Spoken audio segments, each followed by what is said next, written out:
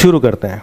तो I am arrived at that point of life, अर्थात मैं जीवन के उस पड़ाव पे आ चुका हूं, मैं जीवन के उस पड़ाव में हूं।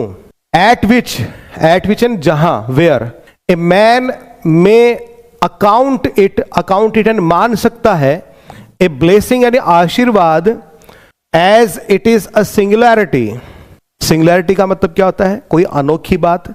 If he have either of his parents, देखो either of his parents, either of his parents, इसका मतलब माता पिता में से कोई एक। सर्वाइविंग यानी जिंदा।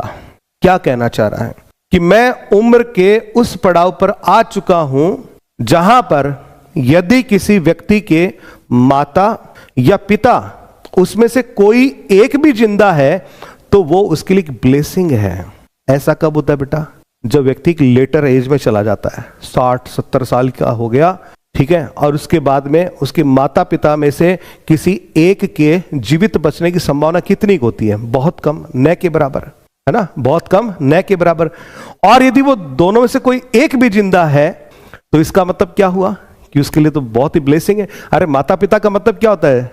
मैं खुद इस बात को कहता हूं, आप लोगों से बार बार कहता हूं कि पेरेंट्स का मतलब क्या होता है? लिविंग गॉड्स, जिंदा भगवान इस धरती पर आपके लिए। और उसमें से कोई एक भी आपके लिए जिंदा है तो फिर आप क्या है? बड़े खुश नसीब हैं, ये बात कह रहा है। तो मैं उम्र के उस पड़ाव पे आ चुका हूं जहां पर माता पिता में से यदि कोई एक भी जिंदा है ना तो वो आपके लिए एक ब्लेसिंग है।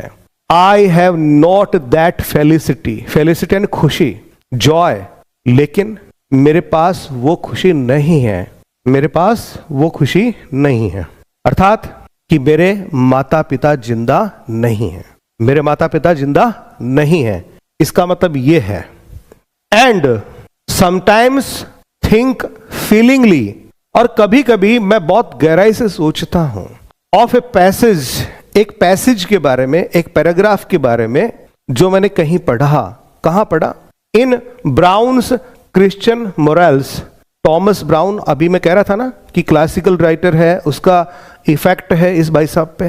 चार्ल्स लैम उससे प्रभावित हैं, क्लासिकल राइटर्स थे। तो ये कह रहा है कि क्लासिकल, नियो क्लासिकल एज का एक राइटर है जिसका नाम है टॉमस ब्राउन। उसकी एक पुस्तक है क्रिश्चियन मोरल्स, और उस क्रिश्चियन मोरल्स नामक पुस्तक में एक पैराग्राफ है